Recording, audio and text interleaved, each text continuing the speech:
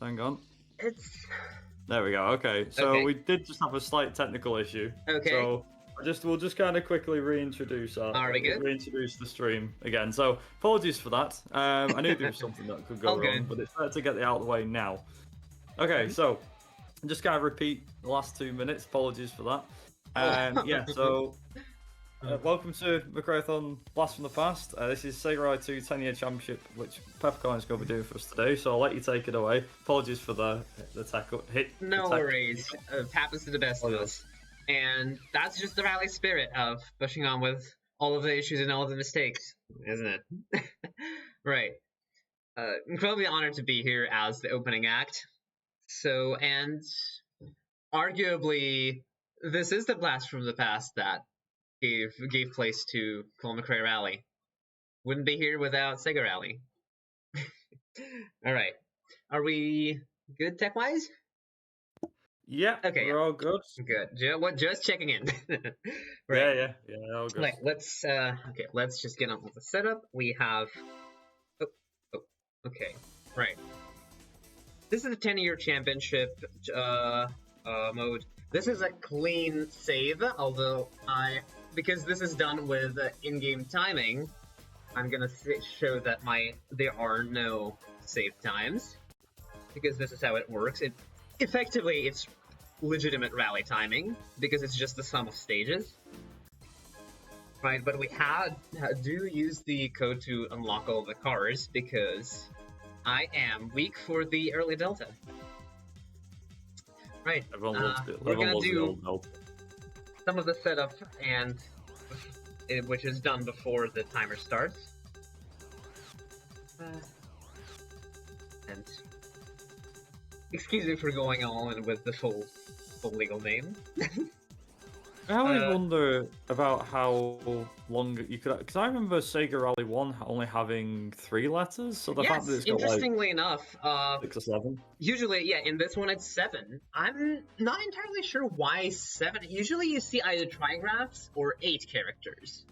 This game has 7. Works out for me, but, okay.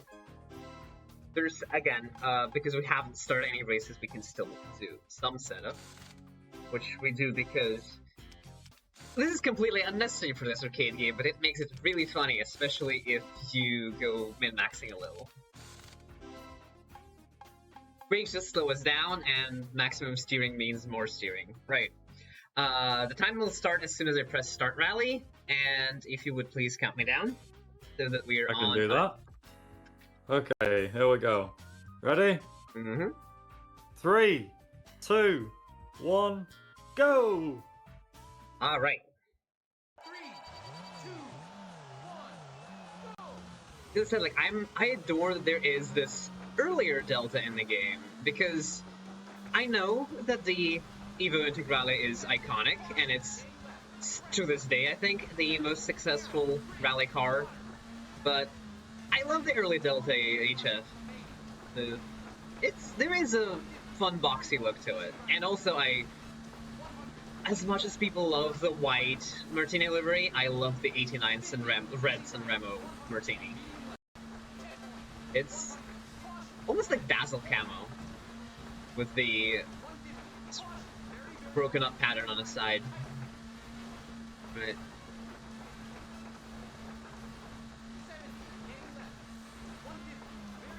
Oh, okay. Just a little spicy.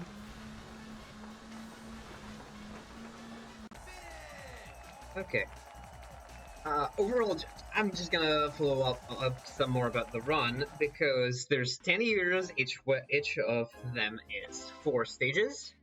So that's 40 stages overall, with varying conditions, which I literally have an actual notepad with pace notes on, because to help me menu a little faster I know that this is measured in in-game time, so menuing isn't really an issue, but we are on a marathon, so I don't want to hold people up too much.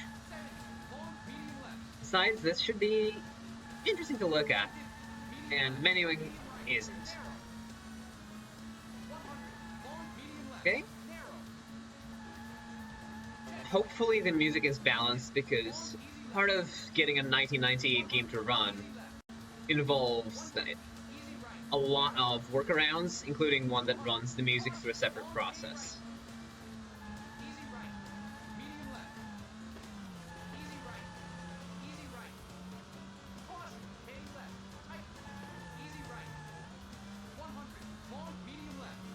Okay. This section will come back to haunt us later, because this aisle 2 is like that. There's going to be multiple maps that we're going to remember pretty well. That's one of them. Right, let's, okay. Keep at it. We know the snow tires here are correct. Mm-hmm.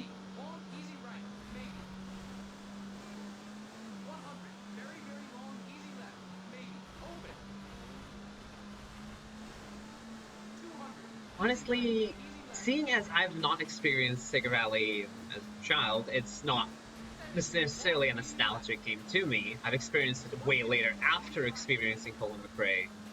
It's interesting to me that it's giving me a different perspective to why Colin McRae was such a...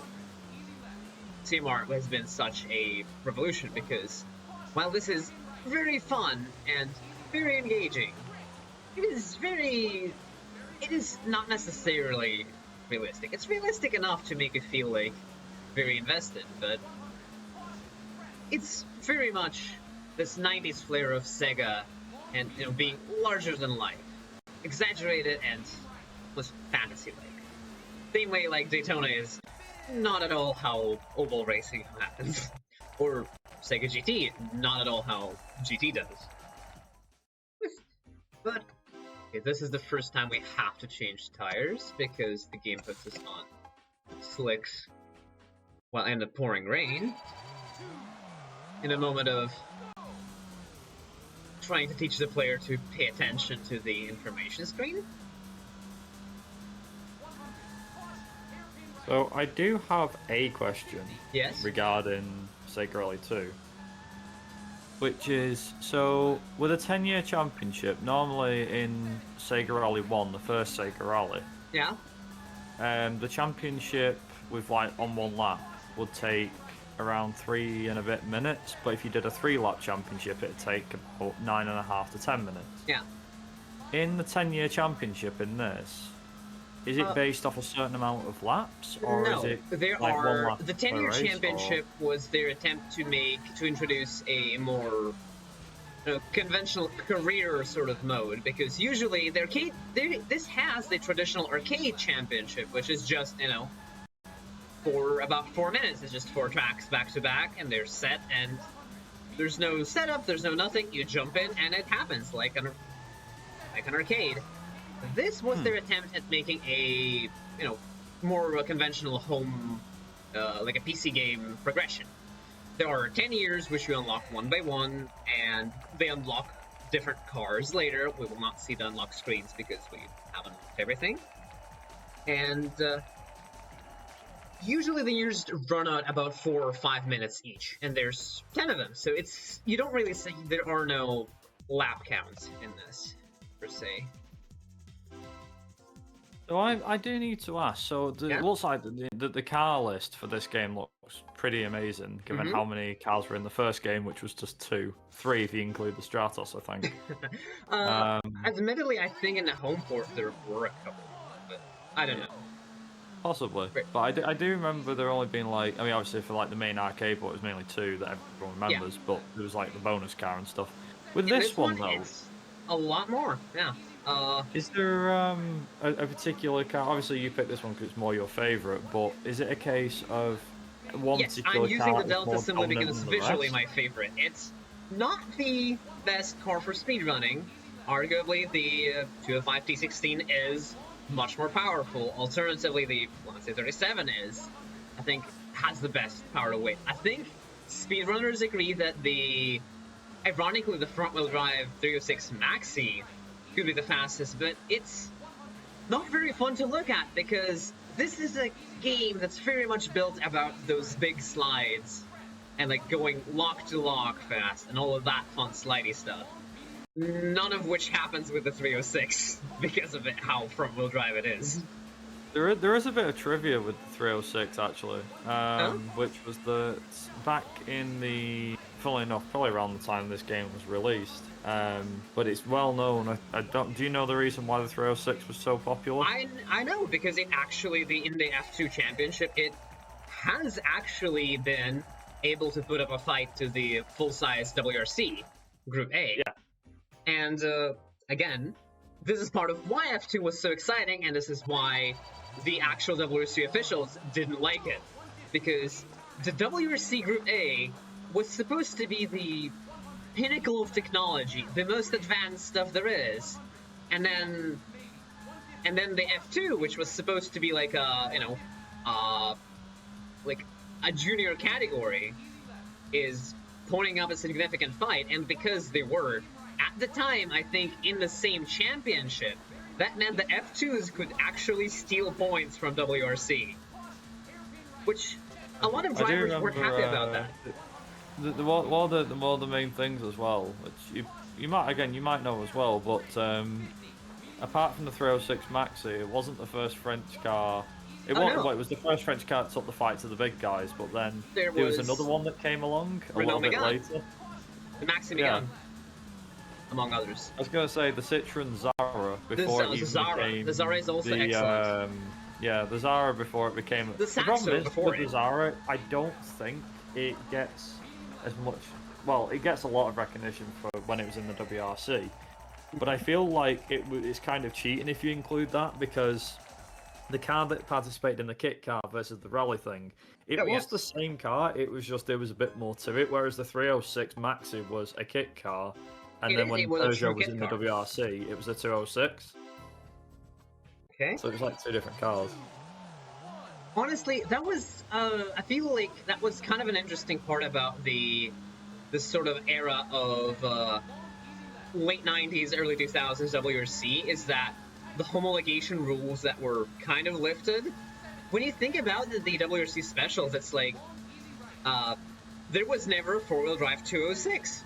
There was never four-wheel drive Focus. There was a lot. I don't think there was ever four-wheel drive Zara, like, available to the public. I remember. Yeah, I think it was their attempt to try to push them further so that this embarrassment of F2s, literal kit cars, not being able, like, to distance the junior group from the pinnacle. Yeah, I think that's what made the WRC exciting in the 90s, when you had cars that were built specifically for just tarmac or just dirt, and they did better against the big guys, or they actually matched or beat them, and it was like, that's interesting. Whereas nowadays, you wouldn't think of having that in the WRC. Yeah. And that's the sad part to me, because I feel like that's part of the big appeal of Rally to me, was that it is a much more, if not necessarily accessible, it's a much more relatable sport, because those are roads like the ones you drive. Those are cars that vaguely look like the ones you drive.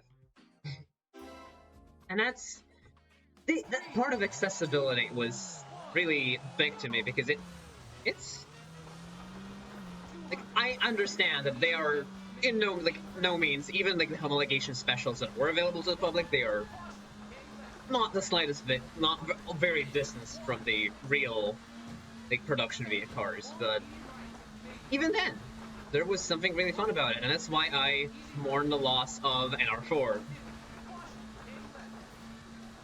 on Group N as a whole. I think they... Yeah, it's in terms of like the WRC and the cars and things that came with the time, I think that we had a pretty good time with them. The thing is, though, is that it's one of them where you don't know what you've got until it's over, until it's gone. Oh, yeah. And this is why I was so intrigued looking into the R2 and R1 categories when I learned about them, and found out that R2s are already kind of funny little vehicles, because, you know, front-wheel drive, like, little junior category, but then I found out that, and yeah, the Twingos, the Citroen C2s, all that stuff, and then I found out that there was also the R1. The R1, which was specifically their attempt to make a true production car series. Because in R1 was extremely restrictive on modifications. It was, I think the only ones allowed were the roll cage, there were any parts that are deemed safety related. Other than that, the engine had to be entirely stock, the gearbox had to be entirely stock, the drivetrain remained entirely stock, and it was a real jump to see the difference in performance between R2 and R1, because it's literally a city car as is, with all the problems of having gearing that is very much not rally sim. Okay, let's see. Okay, freeze. Okay. 3, 2, 1, go! Right. 200, easy left, in ground.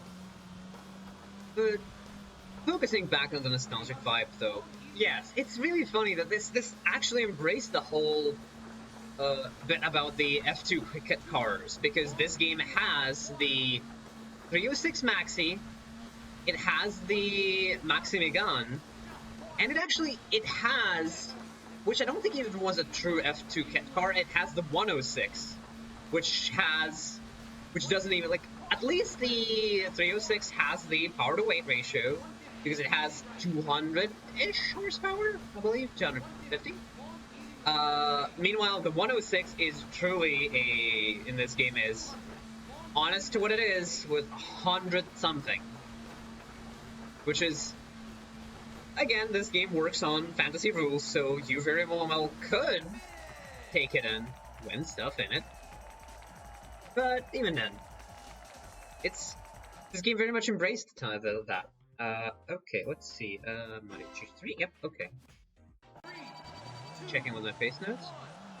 You can see me immediately driving onto the shoulder because the mud tires actually do not accelerate well on asphalt at all. And I found it funny when I found it. But it's legitimately at these like very low speeds, it makes an incredible difference. It doesn't make one at speed, but just getting the acceleration off the line by immediately swerving onto the shoulder is kind of funny to me. Flip the corner there, but oh well.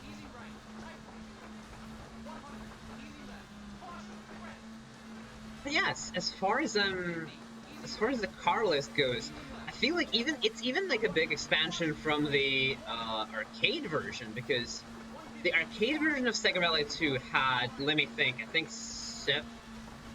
5 or 7 cars, because there was the Celica, the Delta, the Impreza, the Lancer, that's 4. It had the Escort, or RES, the Tsukasa, 5. I think it had the 306, 6. I believe it had the Corolla WRC, which is ironically not very often you see that. Also, really, this is a really funny tire strategy, because you can see it is a snowy stage, but it is above freezing. So we're just gonna take the muddy slippery tires instead of the snow tires. But yeah, that's 7 cars for the arcade. This one has more because it has the Corolla WRC. It has 2 Celicas, the 205 and the 185, which Toyota desperately pretends that they never existed nowadays. Sad. But there's 2 Imprezas, the later S4 Coupe and the GC8 sedan. It has 3 Evos, which are I think the 6, 5, and 4. Actually, I don't no. This has technically secret ones. The Evo 6 and 5 are the same in this game. They are the same car. It's the secret model. And then the unlockable ones are the Evo 4 and Evo 3. Then there's the Stratas. There's the 37. Okay, let's gravel. Alright, there's a 37. So, oh, I'm already off my. Can't count. Right. 3 Toyotas, that's 3 Evos, 2 Imprezas. That's, it's 8. That's already 8 cars. There is naturally the Delta, and the other Delta, that's 10. There is the Stratus and the 37, that's 12. There is the 306 and 106, that's 14. There's the, Maximigan, 13. The Fiat 131, that's 14. The Alpine, which we just shunted out of the way. And the Peugeot 205 Turbo 16. So that's 16 cars, actually, now that I think. Huh. That's actually more than double the cars of the arcade release. Oh. I should be paying a little more attention.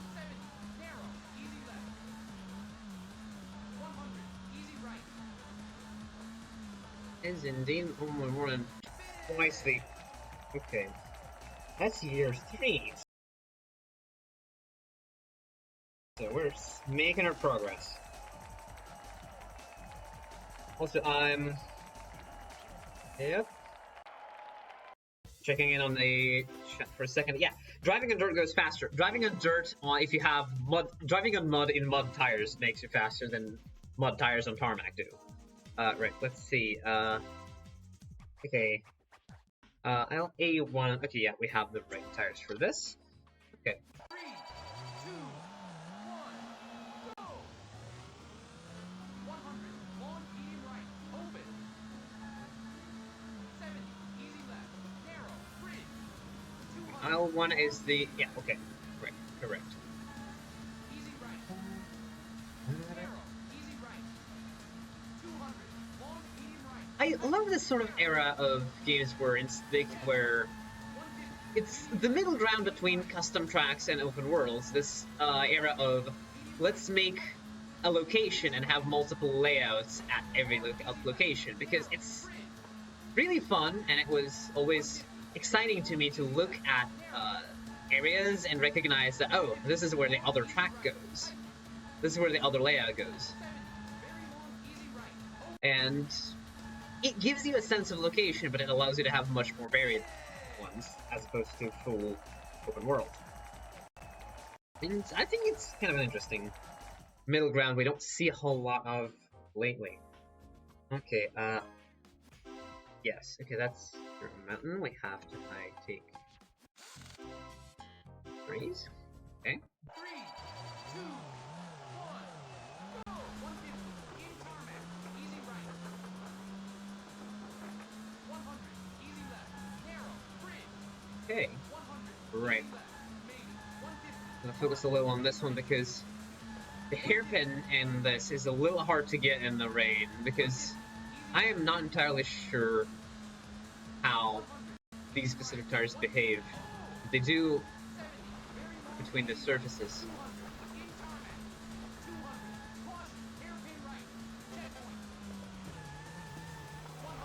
Okay, just about barely stayed on road.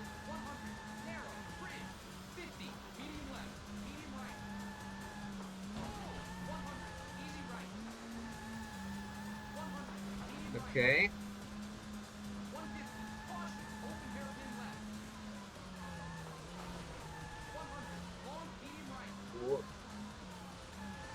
Okay, we're good. The thing here is that, because again, this is 1998, and by God, this is impressive for 98. The detection of which surface you're on is very much not per tire. It's like, so this is very critical to keep the center of your car over the ground. I have lost a bunch of runs to sliding out really wide on that hairpin because I put just a little too wide. Alright. This track will be familiar because this is literally desert from the original Sega Rally Championship, a little reimagined, but you could recognize the layout. For sure. There's the downhill. Here's the big bumps.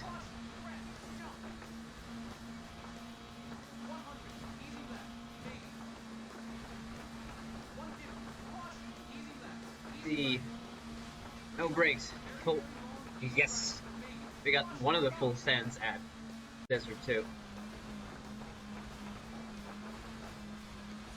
It is pretty difficult, but you can absolutely get that chicane with no brakes at all. If you have a high enough steering sensitivity and you are desperate enough. Right, let's see. And now we are back to our royalty-free Monaco.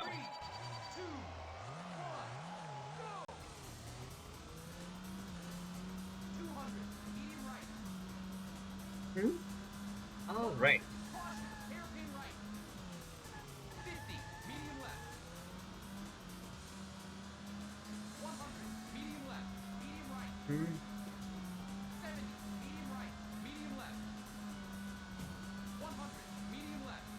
Okay, and ooh, no touch though. Like, take those. Also, note the dynamic time. Like, we start this at sunset and we are racing well into the night. Again, this is perhaps not very impressive nowadays, but that is incredible tech for a home port in '98. Oh. Okay. Like, for being released in 1998, this game has held up amazingly, if you ask me. And okay, let's just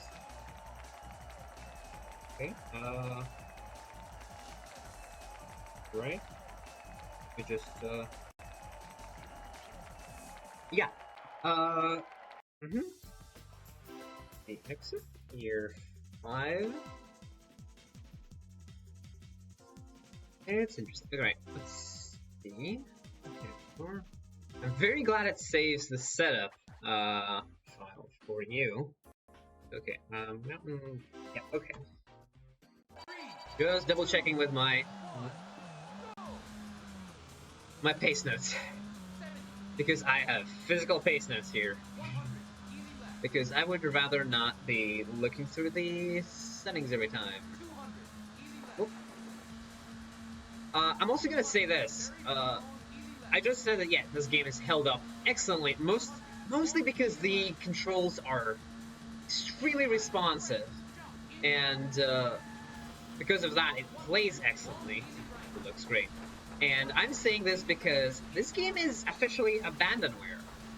And so, you can freely get it from the Internet Archive. This is running on a portable version that somebody made, which runs out of the box, mostly out of the box on modern systems. It's been known a bit to be a bit finicky, but it mostly runs out of the box. And a friend of mine, Spade, has been working on making a true out of the box experience. So yes, this is a game that you could get tonight and give a go to it. Okay, let's see. Desert 2, once again, this time at night. Again, yeah, here's the example. Like, yeah, we're starting at just the early sunset.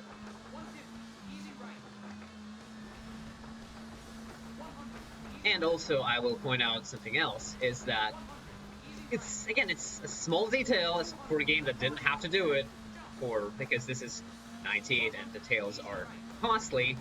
You can notice that the cars, whenever they are on these desert courses, they get the proper safari kit.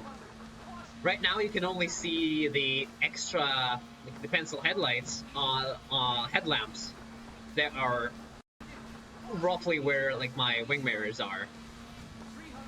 Okay, wasn't perfect, but we'll take that. And after I cross the line, you'll see the full light bar and brush guard kit. As soon as after we finish, go across the line. Perhaps it's not very visible at night, but we'll still see it. There's the okay, yeah, we'll do it at a different time. Let's see, muddy. Okay, we need the full mud tires. For money, software gravel.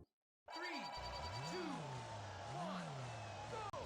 Yeah, here. You can see the jump and acceleration as soon as the mud tires go from tarmac.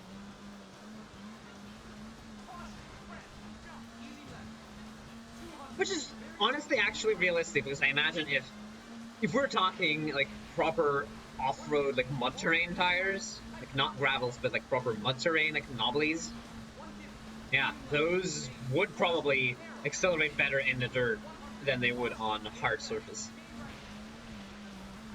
Oh, wait. Okay. That puddle kind of threw us off, but I might take those. 50,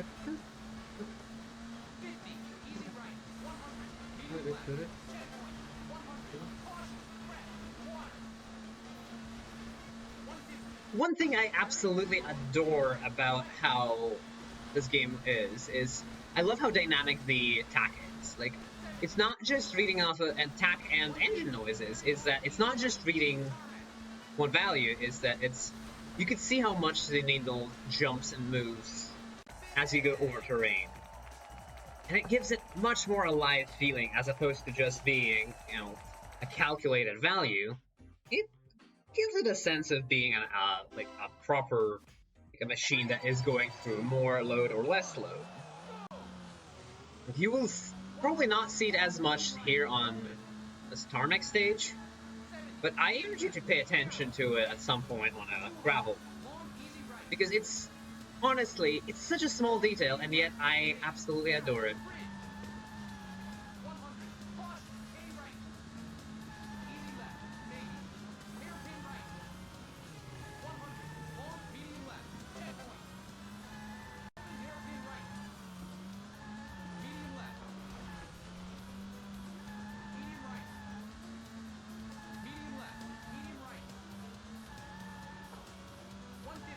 Okay. And that was the tight section of aisle 3, which we'll see again. It will come back to bite us. It's not the last we've seen of it.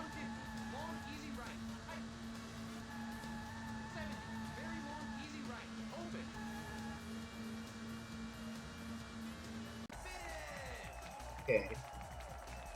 Right on. And that's year 5, so we are officially halfway through this. Right, let's pick up the pace a little, because I feel like we might be running a little... Okay, let's see, year 6. Huh? My name or car has not changed. But we do need the gravel. Huh? Alright.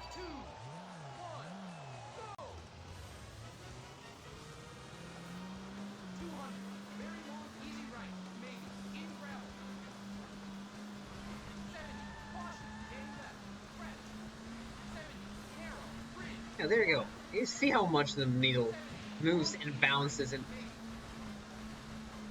with the way you it's almost mirroring our suspension, because you can see like the load on the,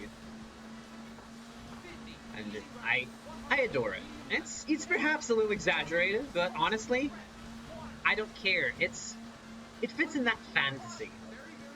This is what I've always described this almost genre as. I said this at the previous McRaeathon running for Rally, but these games are, in their way, impressionist pieces. They are not realistic to how things are, maybe, but they are realistic to how you feel what things are. They carry across the impression and the feeling. And that is snowy too. We are going over to regular snow tires instead of 3, 2, Okay? Yeah, those are impressionist pieces in that they are larger than life, and yet they are meant to give you that feeling. Because honestly, okay, just looking at this extremely wide mountain road that goes up, like at least the ascent is a little, you know, yes, these are reasonable slopes, even though this is already approaching 30 degrees or something. But again, it does not matter.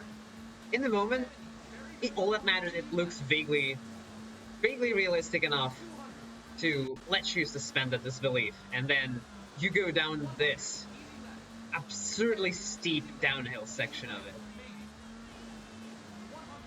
Would this ever be a realistic road? Probably not. But I do not. But in this moment, I do not care, because this is fun. This is what I. Nah. There's been a saying I'm trying to remember is that we do not want games to be realistic. We want them to be believable. Like I know that this acceleration for this car is absolutely unrealistic, but it is something I can believe. It's not real. It's just about in the ballpark of, you know what? It's okay. Even though in my own testing, when I was trying to figure out the actual values, because the menu stated values are absolutely not correct, I have found out, graphing the acceleration, that this car would be pulling 5 Gs in its acceleration, which is more than modern day Formula does. But you know, just arcade racer things. Okay.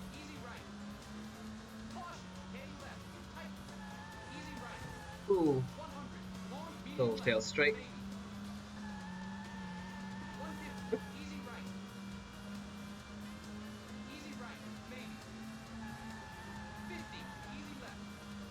Okay. We're coming up on... Okay, let's see. Oh, this is another track that we're gonna remember, because the next track is Desert 3. See, I don't like some of those tracks because they're just difficult. Difficulty stems from just being in the dark or whatnot. Desert 3 is my example of a difficult track I love. It is a properly challenging piece. First off with this little, very harsh... Yeah, if you do not get the timing on these, or you go off the jump wrong, you will very much suffer for it. There's this very tight bridge, and this diabolical turn you will never get on your first try.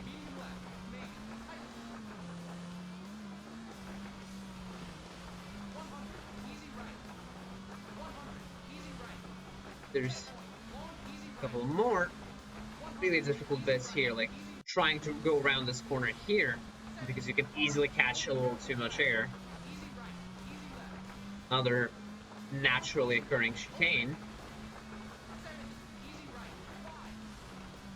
Okay.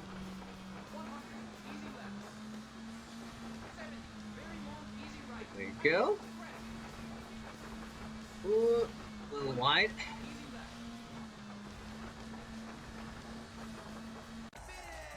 Ooh.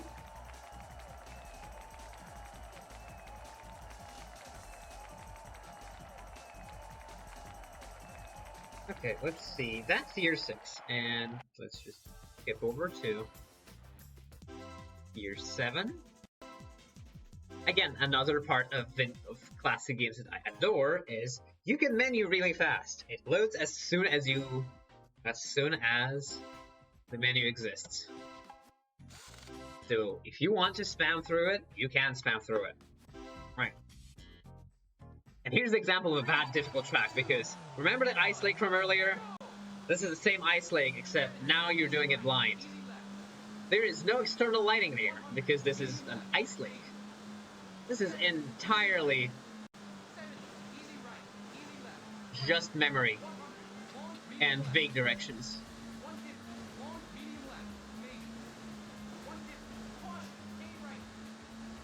Oh, okay. Oh, that's what I mean.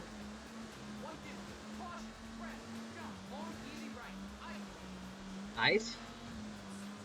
Where? Open hairpin left. 150. Easy left. Maybe. 70. Easy right. Easy left. 100. Medium left. Maybe. Whoop. Come on. Easy right. Easy left. Not my best run of it, but Long, medium left. I'm just gonna say marathon nerves. Long, medium left. Maybe. 150. Caution. Hang right. 100. Very, very long. Easy left. 150. Caution. Crest. Jump. Also, this is probably the stage that is best demonstrating the vertex lighting. You can see that the headlights are not projected, but just the lights are appearing in front of me. Okay. That's that. And let's see. We got Desert 2. Mm-hmm. Mm-hmm. 3, 2, 1, go! 150. Easy right. 100. Okay. Easy left. 100. Easy right. 200. Caution. Crest. Jump. 100. Easy right. 200.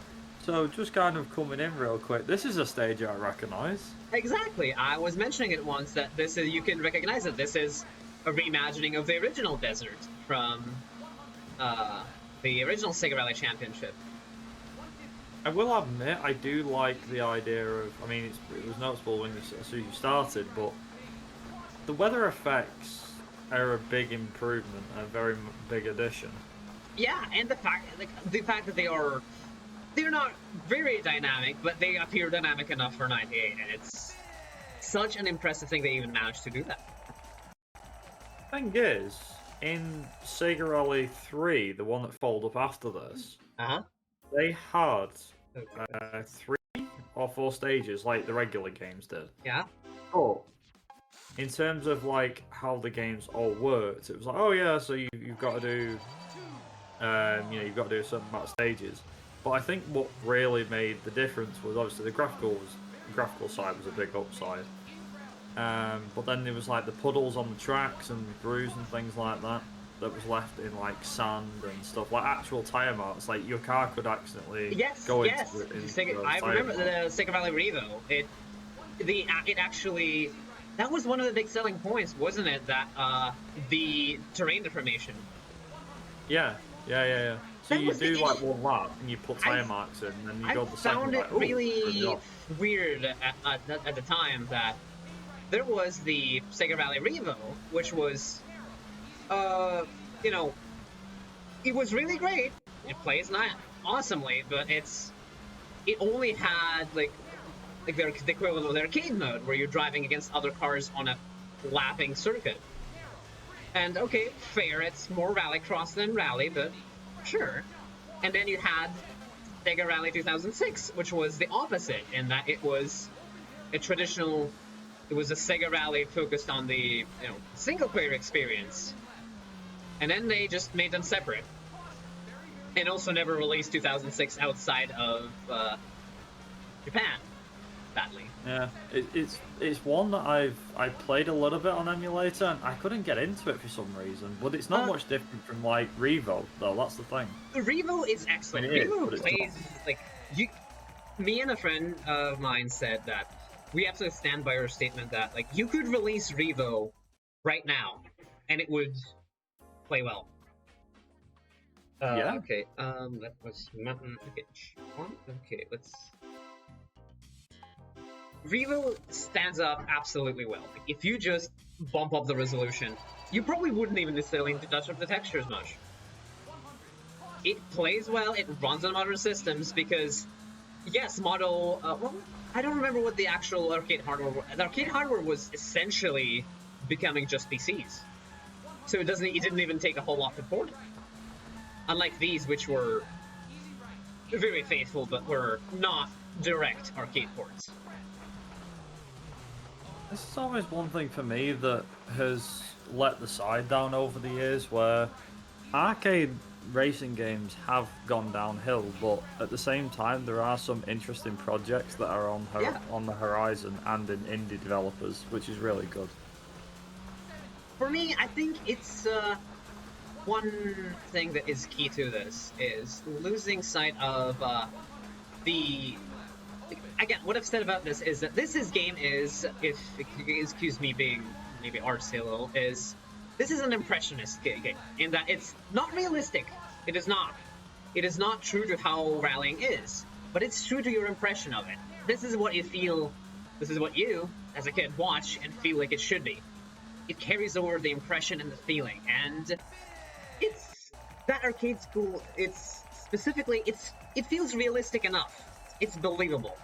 It's something that you can, it's larger than life in that sense. I've always put it this way. And I mean, there nowadays, is actually games just kind of don't have enough direction to choose exactly what they're going for. Often enough, they can't decide to go all in on it, both in terms of handling and visual coherence. You either get something like Forza, which is, it could be a very good, I almost, I almost forgot to change the tires twice. Right. You were saying? Yeah, I was going to say, so there is actually something which I don't know how many people here have heard of, but if you like Sega Rally, there's a game on Steam called DDI Rally, I think, or DDI Project Rally or something. And Interesting. it is essentially I don't want to call it a modern reboot because it's not. It's a case of somebody, I don't know, I forget the developer, but it's on Steam for a couple of bucks, and it is essentially like it's it is a Sega Rally clone, like through and through, but it's as if it was made in a bit more modern. So think of it as the classic Sega Rally look, but the graphics were upscaled and it looked better. And I know that you can do all that in an emulator, but it seems like they've added a few extra features. It's not much, I'll be honest, but the whole like art style and the HUD and everything and the way that the game looks, like, bear in mind, this is a game that released in 2023. I've not balanced you. Okay, right. Let me turn you up a little. You're a little hard to hear over the game. Okay. Okay. So would you say it's like it would be the Sega Rally 2.5 then? I would say it's more like if so in the modern day at this point.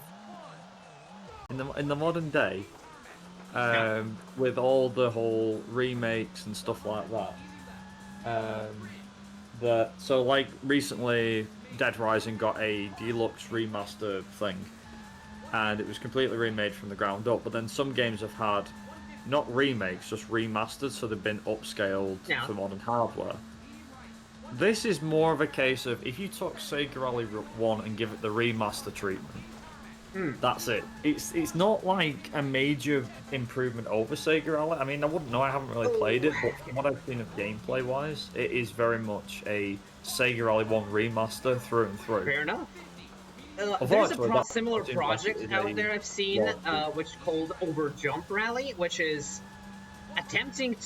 which is similar in concept in that its idea is trying to make Sega Rally, as it were, with today's graphics. I think it is running on Unreal Engine, but the idea is the dev behind it is very focused on trying to recapture the handling, while apps bringing it not just a little modern, but really recreating it like full on today's graphics. What if it were released today? Yeah, because I think there was like the last time Sega Rally got a game was 2011 or 12, which was the Sega Rally Online arcade thing. Yes, which was I've actually helped my friend set it up to try it out, and we have found it is essentially just Revo with a coat of paint. Yeah. A good coat of paint. I love the look. But free time. It's it is one series that I think, I think one series that is very, it's not. I won't go as far as saying Sega Rally is underappreciated. I think everyone loves it and everything like that, regardless of whether you played it for 5 minutes and you just did the arcade mode, or you played it for more than an hour or two. I can attest to think that. it's one I of did those not play games that Sega Rally as a kid. stick. This is something I picked up as very much as an adult.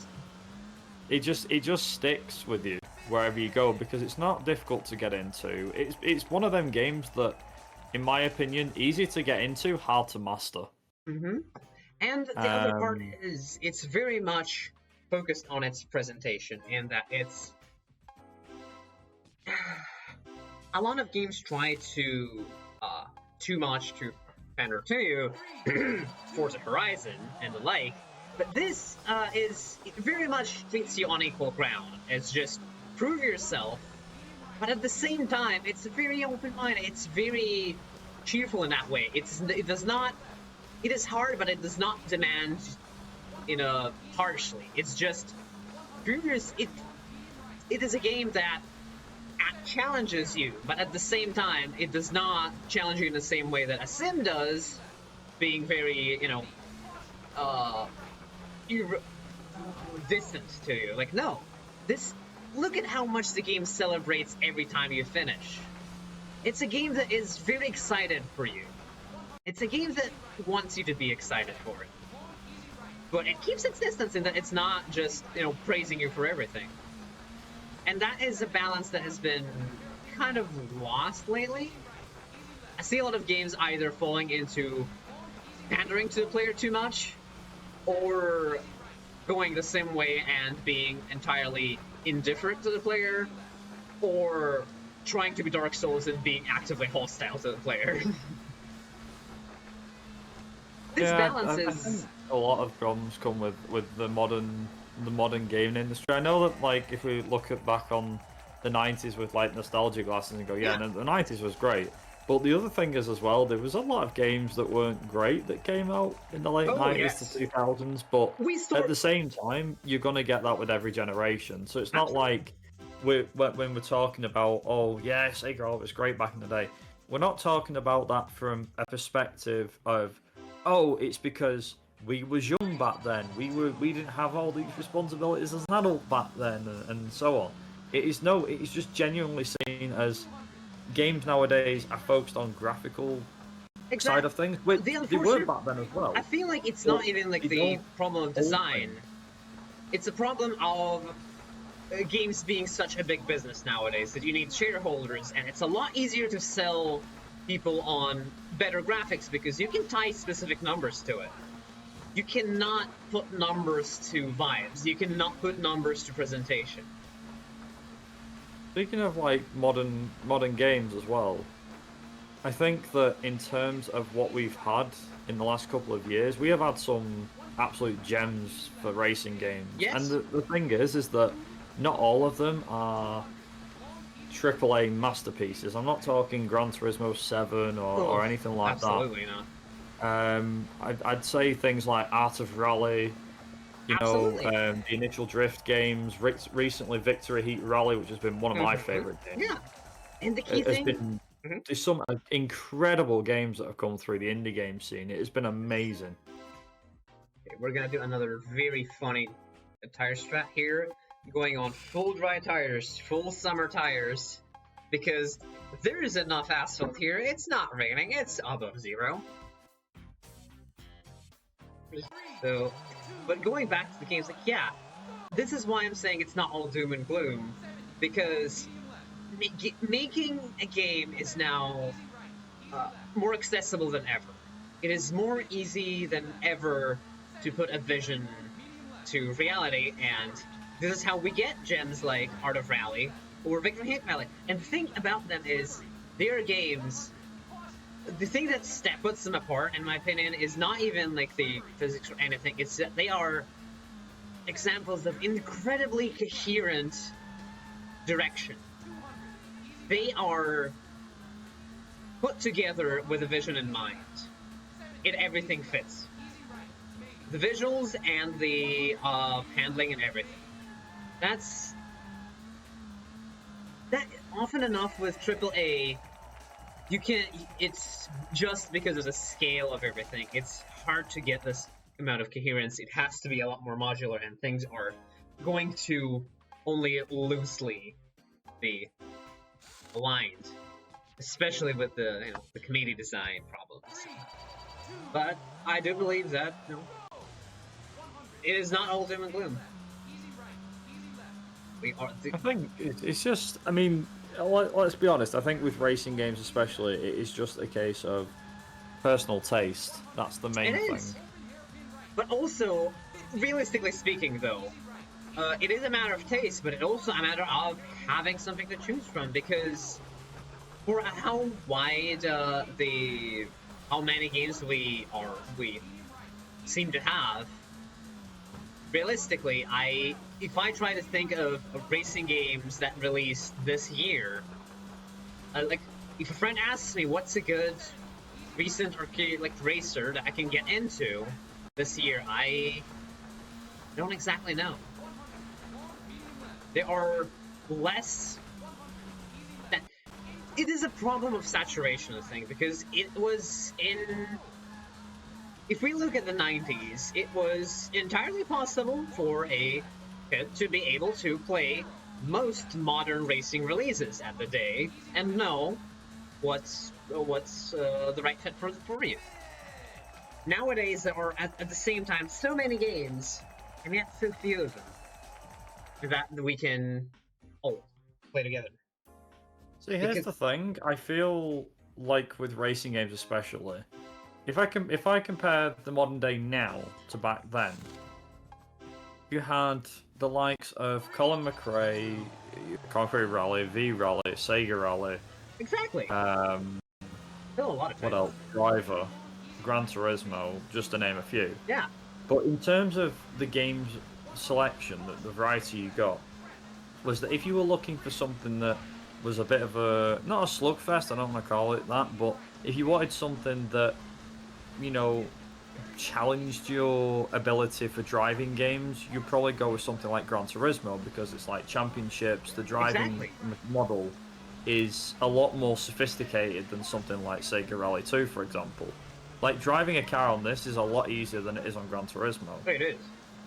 If you wanted the challenge of blindly blasting through rally stages where it wasn't as arcadey as Sega Rally, but it wasn't a simulation as Gran Turismo, you'd probably go for like Colin McRae Rally. And then if you wanted something that was like complete nuts but had an additional challenge with police cars and stuff, you'd probably go for something like Driver, for example. Yeah.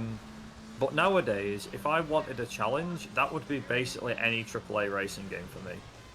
And there's no ways. Now it's either one extreme or the other. There's never an in-between. Exactly. Anymore. It's there are great arcade racers nowadays, and there are great sim racing titles. But if I want to point my friends to something they can pick up or challenge and learn, there isn't a whole lot in the middle. Like, there are some titles that are simcade-ish, but most stuff either falls into arcade category or effectively a sim category. There's less of that in between. Yeah. But it is a bit of a weird situation where, like you said, we're in the middle of a weird racing video game sort of thing nowadays where we've got this whole, people are picking any game up and it's like a case of, yeah, but not everyone's going to know how to drive a car, or they're going to find it extremely difficult to drive a car in Gran Turismo, for example. Whereas you could pick something like this up, and granted, a lot of people are like, wow, the handling's so sensitive and the car's grip so much. It's like, yeah, because this isn't a game you take seriously. It is a game this is a game you take. With. I would rather say this is a game you take seriously, but this is a game not meant to be realistic. This is a game meant to be believable, but not realistic. Yeah.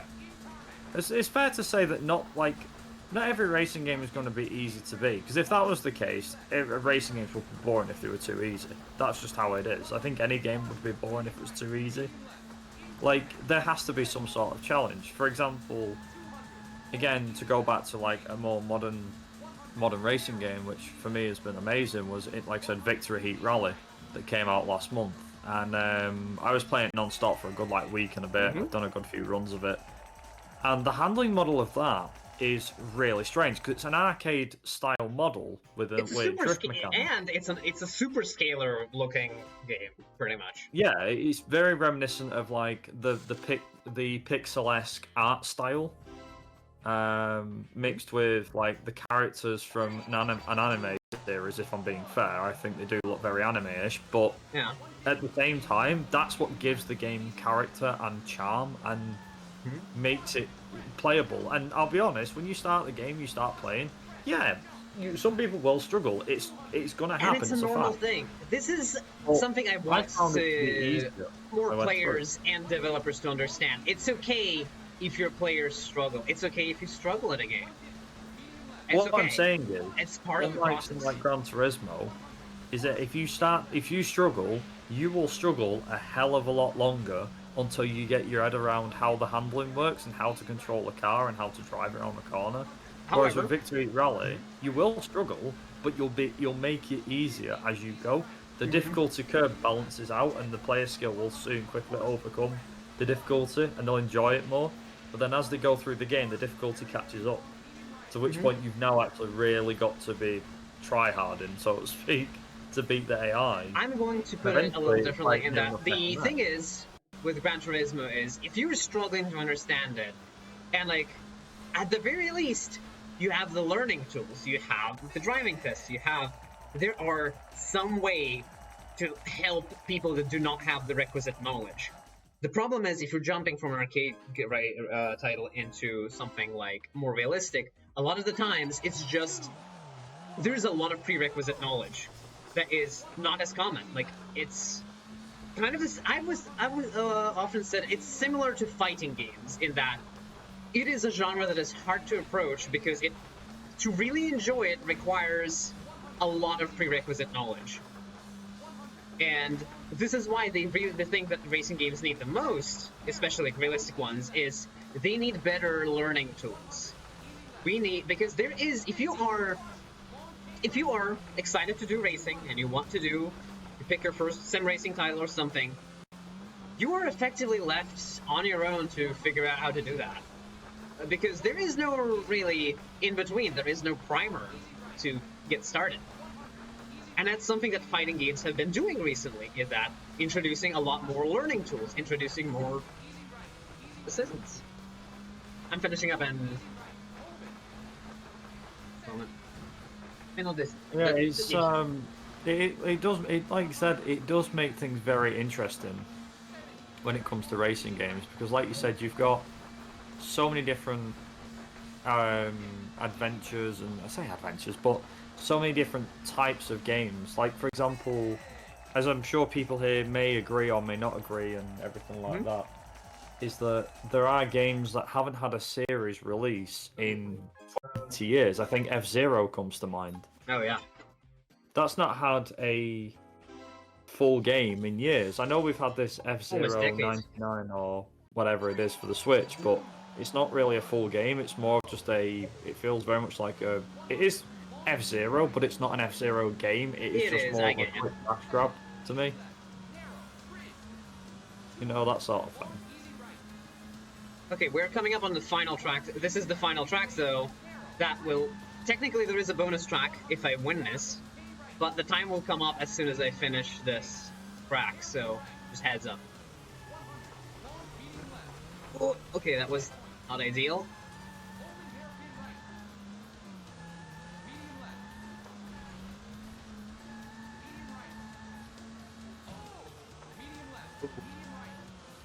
Okay, this is gonna be a little closer than I like. I'm pretty sure I still have the pace to catch the first car. But yes, this would be the very finale.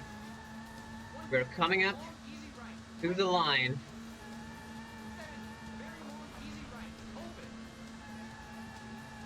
And we are done. Like that. We'll see what the actual time is in a moment after we do the super special, because like the original arcade games, if you win everything, the game goes, yeah, you try this special stage. Which in this case is an actual super special. Ooh. Right. And you can see on the other lane is a Lancia 37. Just whilst we were talking about arcade racing games, by the way, Zola mentioned one which was called Parking Garage Rally Circuit, Yes. which I played the demo of during. I was intrigued to look at it. Yeah, Steam Next Fest introduced me. I'd actually recommend that as well to anyone that's never tried it. I was intrigued to look at it, yeah. It is really good, yeah. Honestly, the moment I saw that it had full-on 90s, let's make a inspirational vocal song for a racing game, I knew I was kind of sold. I was sold from that point onward, but yeah. I find it ironic that because if I use the specific car I use, this is true Lancia and Lancia violence. The 37, the last of the rear-wheel drives, against the early Delta, the first of the four-wheel drive.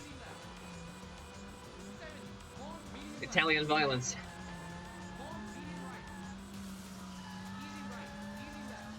And, okay.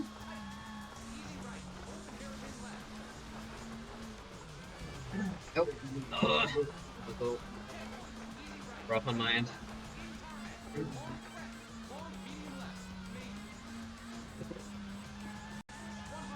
Alright.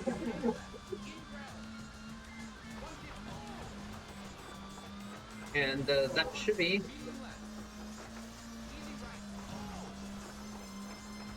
That should be that.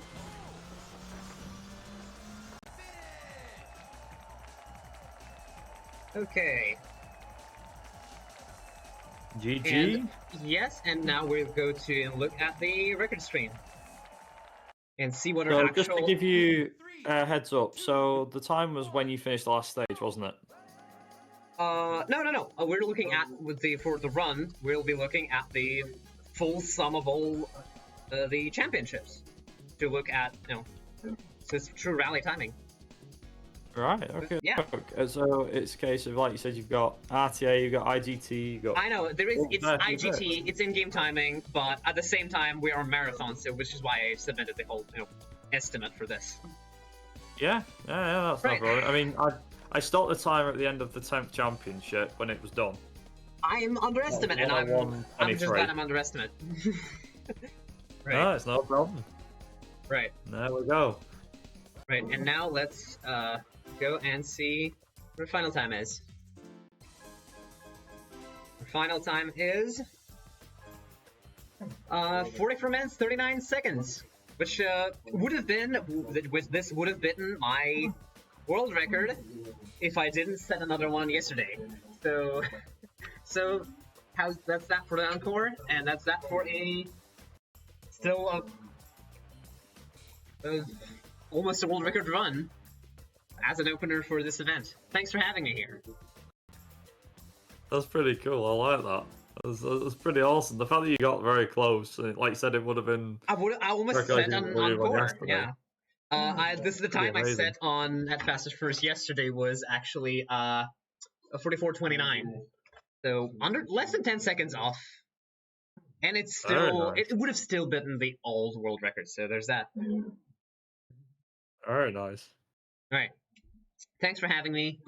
I'll be signing off, and I'll be practicing up for the upcoming Colin McRaeathon. Right. Yeah, no worries. No problem. Thank you very much, Peppercorn. Is there any final shout-outs you want to give before? Not really, not yet. Not yet. It's how's the final shout-outs? That's not my final time here. We'll see you again. Right, see you in 3 hours. No, just in closing for you, for everyone, that's all. Right, take care. No worries. We'll be back after a quick intermission. When we come back, we have Test Drive 4 by Thrasher DBS. So don't go anywhere. Strap yourselves in because we've got way more racing than you think we could handle. And yeah, we will be back after this quick intermission. See you shortly.